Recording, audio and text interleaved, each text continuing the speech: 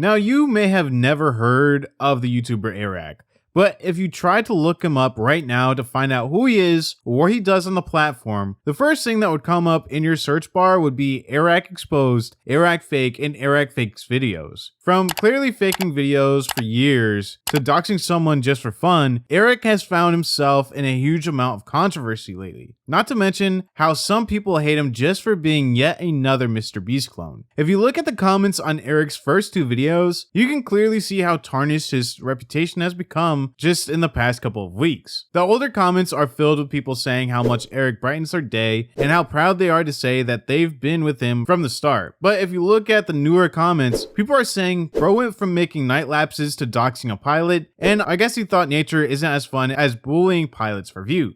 But to understand why everyone hates Airrack so much right now, let's start all the way back from the beginning. Eric Decker, aka Airrack, is a 27-year-old YouTuber whose channel currently has over 14.9 million subscribers. Now, I wouldn't be surprised if his subscriber count drops significantly by the time all of this controversy is over. He became known for challenge videos where he tries different foods from every country or survives days in weird places. He also gained recognition for making the type of content that I personally hate the most, pranking random people in public. Eric started his channel on January 3rd, 2015, but wouldn't go public with his first video until June 14th, 2016. His first video was a 52-second long cinematic video of the stars and sunrise called Making a Night Lapse. He uploaded a similar video 3 months later, and then disappeared from his channel for almost 3 years. When Eric returned to his YouTube channel, he switched over to vlogging content. Now, from 2019 to 2020, Eric's channel really started to take off and blow up. In 2019, he posted videos of him trying to sneak into a Jake Paul fight, gate crashing the VIP section of a Travis Scott concert, and trying to crash Justin Bieber's wedding. With vlogs, pranks, and challenges, he gained 880,000 subscribers by December of 2020. Eric wanted to reach 1 million subscribers by the end of that year, so he partnered with a creator startup called Stir and started a campaign for subscribers. In order to gain subscribers, Eric stranded himself on a desert island, and Stir set up a website called Save Airrack. On this website, fans could refer new subscribers to Eric's channel in exchange for rewards. These rewards could be thank you letters, promises to be featured in collaboration videos, and the opportunity to pick Eric's new tattoo design. As you can see, Eric was willing to do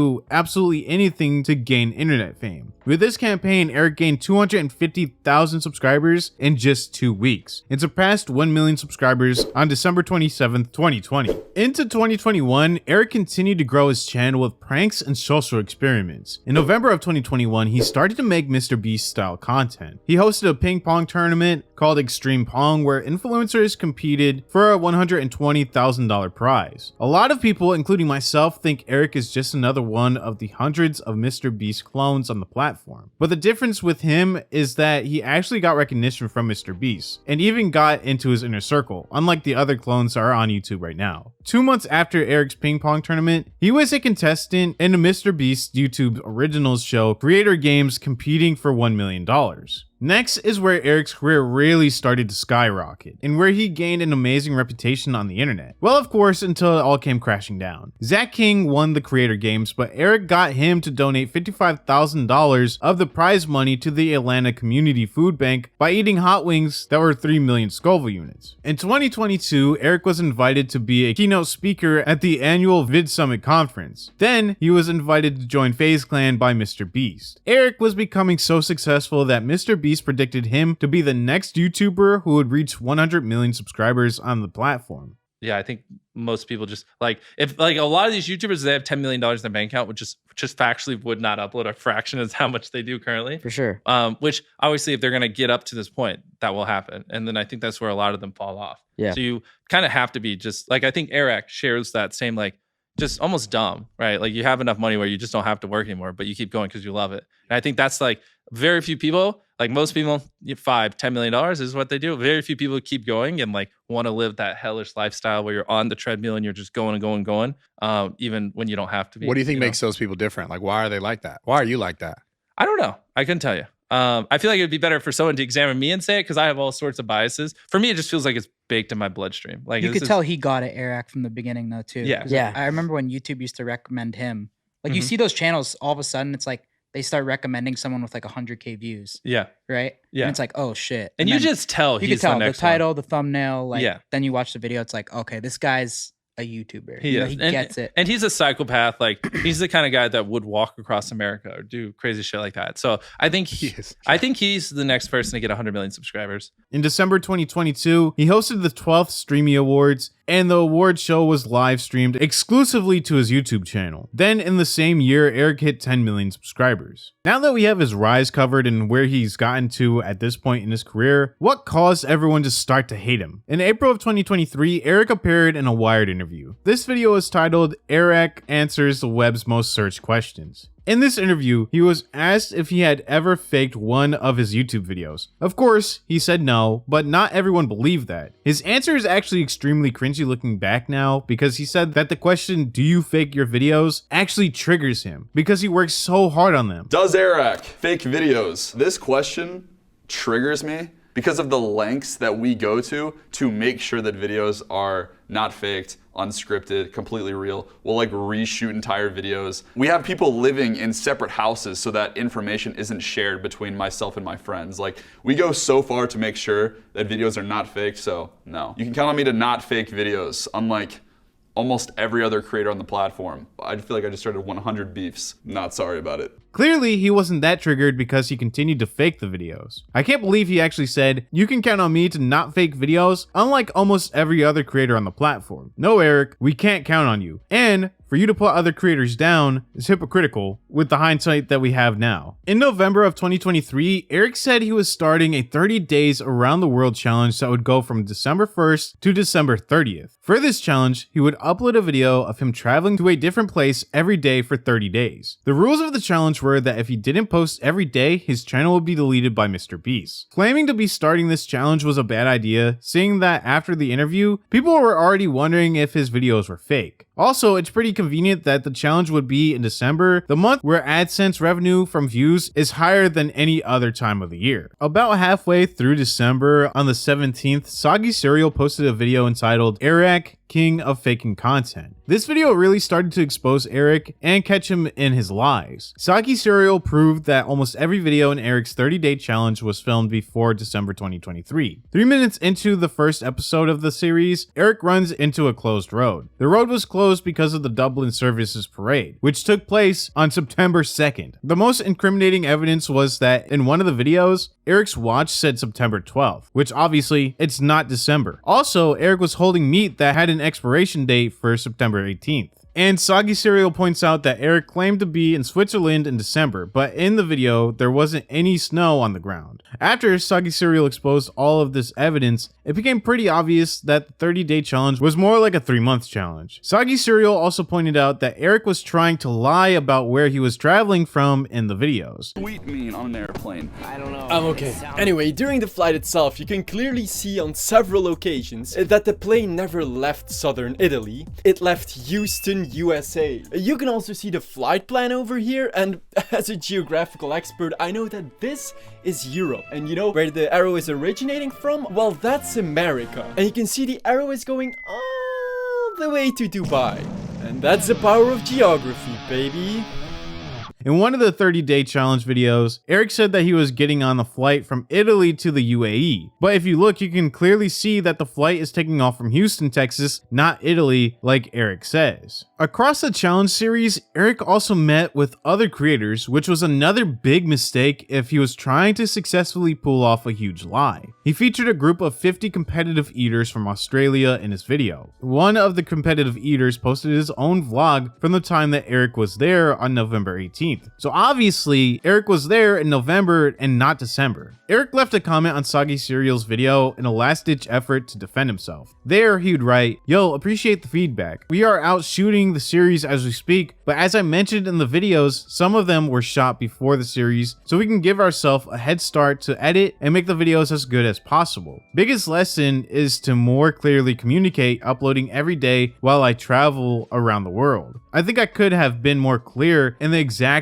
constraints for sure. Appreciate the feedback a bunch, and hope you guys enjoy the back half of the series." Now obviously this is just a comment curated by Eric's PR team. With this comment, Eric was trying to cover his tracks and make it seem like he never lied about anything. He's basically saying, sorry you feel that way, thanks for the feedback, but I never actually said I was going to post myself in 30 places in 30 days. You just took it that way. I actually said I was going to post 30 random videos of footage I shot over the course of 3 months for 30 days straight. Now obviously this is a bunch of BS, and he clearly said it was going to be a 30 days around the world challenge. He literally said I have 30 days to make it around the earth. I gave my YouTube password to Mr. Beast, who has agreed that I have 30 days to make it around the earth, upload a video on this channel every day for the next 30 days, and if I fail, he will delete my channel. Yeah, I gave Jimmy my laptop. And showed a graphic of a red line going around the globe to really send the message home that he had to physically go around the world in 30 days. This is like if at the end of the movie Around the World in 80 Days, Jackie Chan was just like, well, we never actually said we'd go around the world in 80 days. What I'm trying to say is you just can't blatantly lie to millions of people and then when they call you out on it, turn it around and blame it all on them. Eric was also faking a lot more than just the timing of these videos. He didn't know yet, but he was about to get exposed for a lot more. And this time, you wouldn't be able to cover it up with a simple comment. On February 4th, 2024, Soggy Cereal made a second video exposing Airrack. This time, he exposed Eric for doxing, faking donations, and telling even more lies. In a video series posted in 2021, Eric traveled to Angle, Minnesota. This two-part series about the Angle was one of Eric's biggest videos at the time. He said that he was going to travel there to raise awareness of the town, because it struggled throughout the COVID lockdowns. During the lockdown, no one was allowed to travel there, and the economy suffered. Eric promised that once he got there, he would, quote, empty his bank accounts and shower them in cash. To get to Angle though, Eric said he'd have to travel across a 38-mile lake of ice. As always, Eric needed a clickbaity, dangerous situation to be in the video. And in this case, it was having to travel across ice. In the video, Eric and his friends try to ride across the ice on ice bikes. Obviously, this was just a stunt for the video and they show the bikes breaking and falling through the ice. Then they hire a private pilot to fly them over the lake. The pilot said he didn't want to be filmed and wanted his voice changed and face blurred so no one would know who he was. In Eric's own video, they say the reason the pilot wanted to be unidentifiable was because it wasn't really legal to fly to Angle in a small plane. The fake name they ended up using to hide the pilot's identity was his actual name. Just by Googling the name, Soggy Cereal was able to find the pilot in just a couple of minutes. You wouldn't be able to put him in the video. He wants us to blur his face. Well, can you guess what Airrack did? To hide his identity, we agreed to call him. He used the real name of the pilot as fake name of the pilot.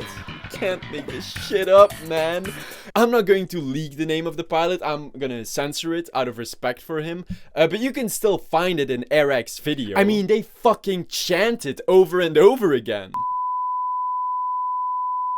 Completely doxing the guy, because when you know that there are only a handful of private pilots in that exact area, then, well, leaking his name is like showing his pilot's license on screen. So much so that to prove a point, I just googled the name of the pilot with the location that they filmed this entire video in, which I'll go into more later on, and I instantly found the pilot. They also added fake subtitles to what the pilot was saying with words that he never actually said. They added fake dubs to make it seem like the pilot was way more annoyed and angry than he actually was in real life. The fake subtitles also made it seem like the plane was broken and that the pilot didn't know how to fly the plane in the first place. They even lied and said the pilot asked Eric to help him figure out how to fly the plane. And for some reason, they kept just outright bullying and making fun of the pilot the whole video. Plane barely works.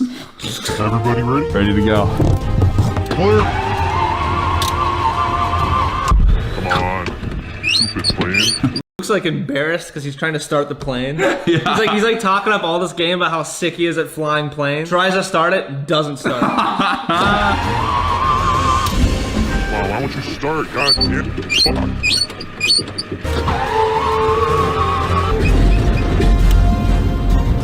Fuck. Finally, 48 hours into this whole thing, we participate in the miracle of flight.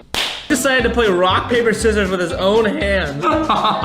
Decides to close his eyes and ask God for permission to land the plane. Turns to Eric and says, how do I fly this thing? And Eric just starts pushing buttons. Circles the airport until he runs out of gas. And his gas tank makes the decision for him. Soggy Cereal received DMs from an anonymous source who worked on the Airrack video explaining the situation. The DM said the pilot was also actually a real guy named Blank, and he asked them not to use his real name, and they lied about that. Blank got hella beef with Eric. The company basically hates him because he made it seem like the plane wouldn't start. It's a beaver plane. It starts 100% of the time, every time with no issues. And the voice in the background of Blank getting mad at the plane, that was someone else. Eric made someone else text him a voice memo. The anonymous source also said that Eric and his friends purposely made the special bikes fall through the ice into the lake, and this almost got their tour guide fired for helping them pollute the local lake. So at first, everyone thought Eric was just a liar, but as it turns out, he's also someone who blatantly disregards other people's wishes to not be online and goes out of his way to make people look bad for views. He also didn't care that he could make the business lose money by lying and saying that their planes wouldn't start in front of millions of subscribers. The whole point of him being there was supposedly to help raise money for the town. So if he actually cared about raising the money, why would he bully the residents and tarnish the reputation of the business in the town, and potentially take money away from the town that's already struggling to begin with? If this wasn't already enough, Eric wasn't even in Angle. In the video, when Eric makes a huge deal about how they were finally in Angle and able to shower everyone with money, he was still in the exact same location the video started in. He was still in the resort called Sportsman Lodge, where he showed himself assembling the ice bikes. This resort is in Baudet, which is 200,000 feet from Angle, still on the other side of the ice lake that he made such a big deal about crossing. Soggy Cereal also asked the anonymous source, did you feel like he ever planned to try and make it to the Angle, or was it planned to be faked from the start? To this, the source replied, basically from the start, our tour guide told him it's impossible, and he's like, oh, I know. Now, this is extremely messed up, not just because he lied, but seeing that he wasn't even in Angle, he wasn't showering any small businesses with cash, and single-handedly saving Angle's economy like he promised to do. If you watch Eric's video back knowing he's lying, the lies are so blatant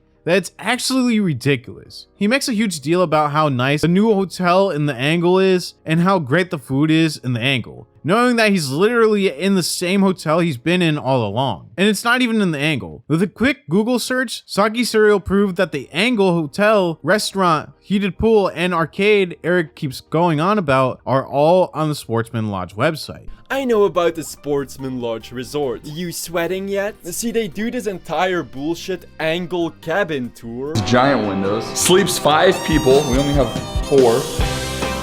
But guess what? When going through online pictures of the Sportsman Lodge resort in Baudet, you can see that their cabins have the exact same interior design, bed sheets, windows, benches, fireplace, and wood as the cabins Airrack lies about renting in the Angle. Actually, everything he shows from now on is just part of this luxurious vacation resort 200,000 feet away from the Angle. With our stomachs completely full of angular food. Is that funny? It's like triangle-shaped everything. No, you just ate regular food in your luxurious vacation resort. Sore thumbs. Just take a look around and you tell me, guys. They were sitting at this exact table. So instead of saving a small town, all Eric really did was try to ruin a pilot's reputation, dox him, exploit a struggling town for views, almost get a guy fired, and pollute the environment by dumping 200-pound bikes into a lake. But at the end of the day, Eric was still a multimillionaire. So what did he care? But Eric's lies are not over yet. He also posted a video titled, I crossed America in a perfectly straight line. In the video, he provided a link to a map that would prove he drove in a straight line. The rules of the challenge were that he couldn't deviate from the path, except for the half-mile buffer zone. But the locations Eric appeared in the video were clearly not anywhere close to being on or near the straight line map. For example, Eric showed himself near the Welcome to South Dakota sign near Interstate 29. This is 40 miles away from the straight line route. He made a huge deal of how he wasn't allowed to leave the straight line path, even for food or a bathroom break, to keep the integrity of the video, and kept saying that the video was 100% legit. It's almost like Eric is trying to convince himself that the video isn't fake. Eric also again tried to raise the stakes and increase the drama in his video by saying that his van ran out of gas, but he couldn't leave the line, so his cameraman had to take a gas container all the way to a gas station off of the line. The whole time though, Eric was already 30 miles away from the line,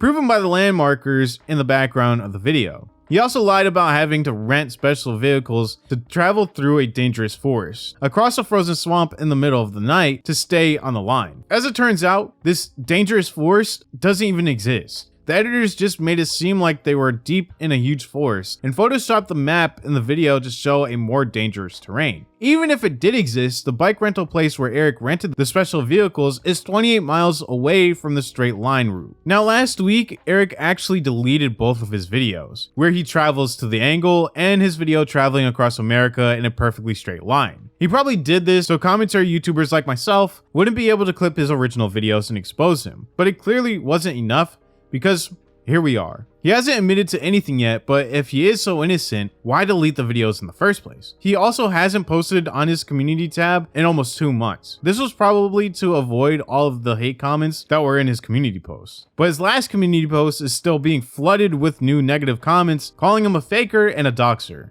For the past 2 months, Eric was MIA, but he returned to YouTube 3 days ago with a new video called Superhuman Strength Prank. He hasn't apologized for anything or acknowledged anything about being exposed. I guess he's just going to hope everyone forgets about what he did, which we all know won't happen, and if it does, it wouldn't be for a long time. Lying about these challenges and faking videos makes Eric no better than YouTubers who fake giveaways to get more engagement, cheat on video games to get more money from streams, or fake homelessness to gain sympathy and a bigger fan base. You could say that Eric isn't as bad as the YouTubers who lie about having cancer or fake GoFundMe accounts to get donations. But at the end of the day, he is still making millions of dollars off of an elaborate lie. Eric clearly realized somewhere throughout his YouTube career that the more lies he tells, the more money he makes. In other words, the more outrageous his video title and thumbnails are, the more clicks and watch time he'll get. This directly translates into more AdSense money, sponsorships, and merch sales for him. And if his most loyal fans think he is actually tirelessly grinding out 30 videos in 30 days, they might feel bad for him and take money out of their own pockets to donate to him just because they like him as a creator. They could also be more inclined to buy his limited time merch only available during the fake challenges. By deceiving his audience, Eric is also making a fool out of his diehard fans who go to the ends of the earth to defend him and to try to prove that his videos are real. He's even making MrBeast look bad for supporting him in the first place. MrBeast is one of the big creators who actually has a good reputation, but this could change if he associates with people who are hated by the public like Eric is now. Obviously, MrBeast didn't know what he was getting himself into when he praised Eric a year ago before the 30-day challenge even started, but I wouldn't be surprised if he's more careful in the future. MrBeast actually cares about the realness and integrity of his videos, so he definitely doesn't want to be associated with someone like Eric who will fake his videos just for the shock value of them. Eric said that if he failed the 30-day challenge, his channel would be deleted by MrBeast. He obviously failed the challenge before it even started, and his channel is clearly still up. So that just makes things kind of awkward, and it also makes it seem like he's a liar. When Eric is invited to do keynotes and host award shows, he's also taking away opportunities from creators who don't fake their videos. Now, I'm pretty sure that if these events knew what was going on behind the scenes, they wouldn't invite him back. But then again, almost every big creator has been involved in some kind of scam or lie or faking videos, so maybe he still would have been invited back. But this is why people are so mad at Eric. It seems like every creator getting big opportunities is a liar or a scammer in some type of capacity. Whether it be the Jake Pauls of the world or the Logan Pauls who abuse their fan base, there's always going to be a scammer or a liar on YouTube who benefits the most out of scamming their fans or clickbaiting their titles to get as much money as possible throughout their blow up period. But this has been the full recap of Eric's downward spiral from YouTube golden boy to a hated doxer and liar. If you have any creators or video ideas that you want me to talk about, the best way you can suggest them to me is through my Instagram DMs or on my Discord. Both will be linked in the comments down below. If you found yourself enjoying the video, please leave a like and subscribe to the channel. It really helps out the channel and gets us so close to 200,000 subscribers. Thank you all so much for watching, and I'll see you in the next video. Many people cringe at the word influencer because a lot of the time, the only real influence they have on the public is how much they flaunt their wealth and status all over social media. For years, Ramon Abbas, aka Hush Puppy, seemed to be just another clout chaser on Instagram with over 2.8 million followers on that platform. But in 2020,